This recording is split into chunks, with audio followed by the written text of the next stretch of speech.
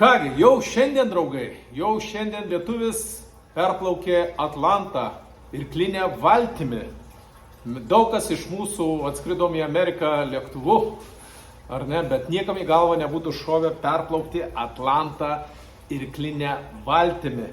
Ir Aurimas Valujavičius, vardas pavardėjo, kas dar nežinot, jau liko kelios tik tai valandos, tuo aš parodysiu, kur jis šiuo metu yra.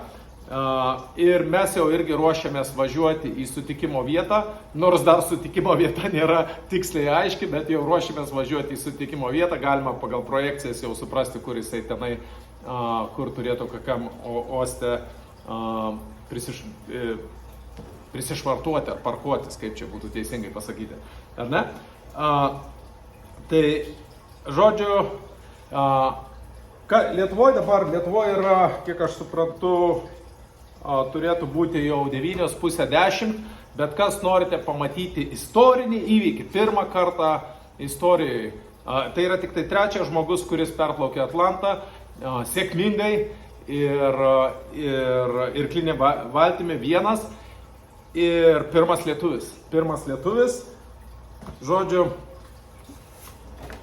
kur dabar, mes transliuosim per Facebooką Namų brokeriai ir savo asmeniniam Facebook ir Namų brokeriai gyvai. Tai vat, Namų brokeriai, pridėkite prie Facebooko Namų brokeriai, pridėkite YouTube kanalą Namų brokeriai, mes darysim tiesioginę transliaciją, rašykit klausimus, siūskit palinkėjimus, esant galimybėj perduosim ir klausimus užduosim ir palinkėjimus perduosim nuo jūsų, nuo visų mūsų sekėjų, prenumeratorių.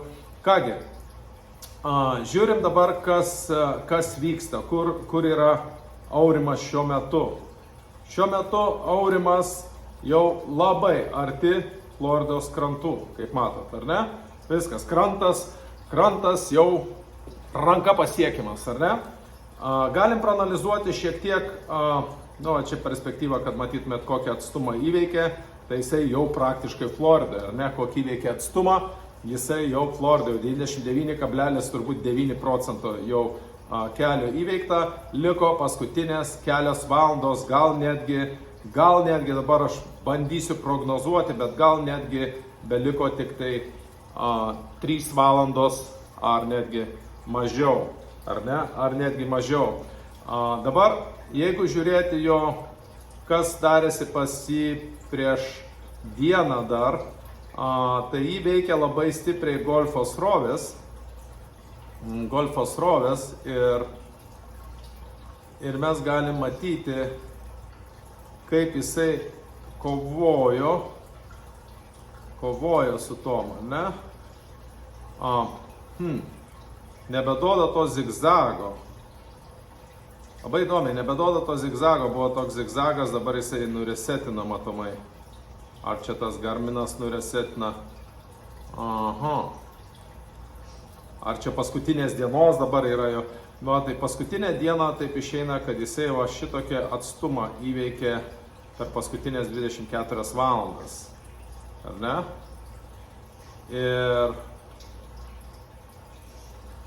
Ir dar prieš valandą jisai buvo statiškas, ar ne? Jis statiškai stovėjo vietoj, matomai ilsėjęs ar kažkas tai tokio. Ir dabar matosi, kad jau pajudėjo sparčiai link Miami. Tai prieš tai buvo suplanuotas marina, Black Point marina, bet dabar, kiek aš suprantu, juda tiesiai į Miami. Tai kur Miami'e tiksliai, kiek suprantu, dar tiksliai net ir nėra žinoma, bet kažkur tai galim prognozuoti, kad čia Miami, matot, Miami Beach netinka, kadangi Miami Beach yra sala. Ir sala netgi Sunny Isles irgi skaitosi salos, ar ne? Čia yra salos. Žemynas yra pats jau Miamis, pati Florida jau skaitosi, čia jau pati ta žemė jau ne sala, ar ne? Čia salos dar iki Miamio, kas nežinojot, ar ne? Tai jisai turi bet kokiu atveju įplaukti kažkur va čia, Miami kažkuriam tai privačiam uoste, ar kažkur tai, čia jau kaip jie bus suderinę. Tas dalykas, tarp kitko, nėra taip paprasta, kadangi vis tiek tai yra jau skaitomas renginys ir čia turi prisimti atsakomybę uostai, žodžiu, nes gali būti traumų, gali būti visokių dalykų, tai tas vadinamas news cruise, ar ne, gali visokių nutikimų būti, ar ne, ir tam turi būti gelbėjimo tarnybos įvairios, turi būti pasiruošusios, ar ne, kadangi ir žurnalistai suvažiuos ir taip toliau, ir žmonių, čia didelis įvykis, tai vien lietuvių turbūt pamatysime labai daug, nors yra darbo diena, šiandien pirmadienis, bet jeigu būtų vakar, atvykę savaitgalį, manau, žmonių būtų buvę kelis kartus daugiau, bet kadangi tai retas atvejis, istorinis įvykis, tai aš taip daryčiau prielaidą, kad vis tiek žmonės atsiprašys iš darbų ir važiuos pasitikti Aurimą. Tai va tiek, kas jam trukdė kelionėje, dabar aš nebematau tos kilpos, jį netgi nešė atgal vienu metu, čia dabar resetas padarytas yra, neberodo, ne? Jį nešė netgi atgal vienu metu, nes va, ką mes turime, mes Floridoje turime golfo sroves ir jos pakankamai greitai juda palei Floridą, palei rytinę Amerikos pakrantę, ne? Jos juda labai greitai, kas tas yra greitai, apie 6-7 km per valandą greičiu. Jeigu jis sustoja irkluoti, iš karto, jeigu jis sustoja bent jau 3 valandom, iš karto 18 km gali nunešti į šoną, ar ne? Tai va, jisai turėjo kovoti su šitą golfo srove dar, ar ne? Toks dalykas nutiko, ar ne? Ir ką, ir dar aš mačiau prieš valandą jisai dreifavo, ilsėjusi, matomai, gal miegojo, gal kažkur tai apie valandą pusantros miegojo, ar miegojo, ar sustojęs buvo, o dabar gana sparčiai jisai jau juda link Miamio. Tai šitas atstumas, kiek čia galima būtų vertinti, 3-4, nu, greičiausiai reikėtų matuoti jo greitį, bet mes galime tikėtis jo kažkur tai už 3-4 valandų galbūt, ar ne? Jeigu jau labai stipriai parikluos, tai gal ir už 2,5 valandos, bet dabar pastebėjau, jis matyt atgavo jėgas ir pradėjo gana stipriai judėti į priekį. Tai tiek, brangieji, o dabar visi, kas norite daugiau jau pamatyti, tai jeigu Lietuvoje dabar yra 9:30, ar ne? Šiuo metu, kai įrašinėja įrašą, kai klausot, gal jau yra 10-11.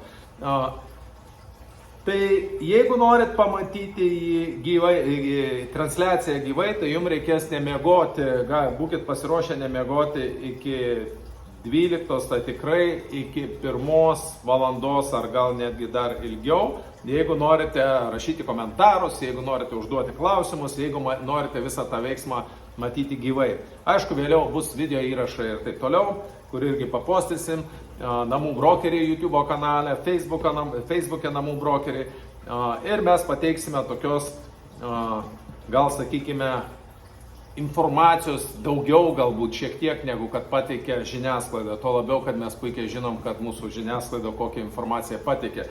Aš tikiuosi, tos informacijos neiškraipys Delfis ar visi kiti, kadangi nelabai yra ką iškraipyti, ar ne, žmogus perplaukė Atlantą, ar ne, nebent pradėtų ten savo agendas visokias klijuoti. Bet šiaip mes pateiksime daugiau detalių, kadangi Amerikoje gyvenu jau 20 metų, tai, sakykime, greičiau susiorientuoju kas, kur, kaip, kada, ir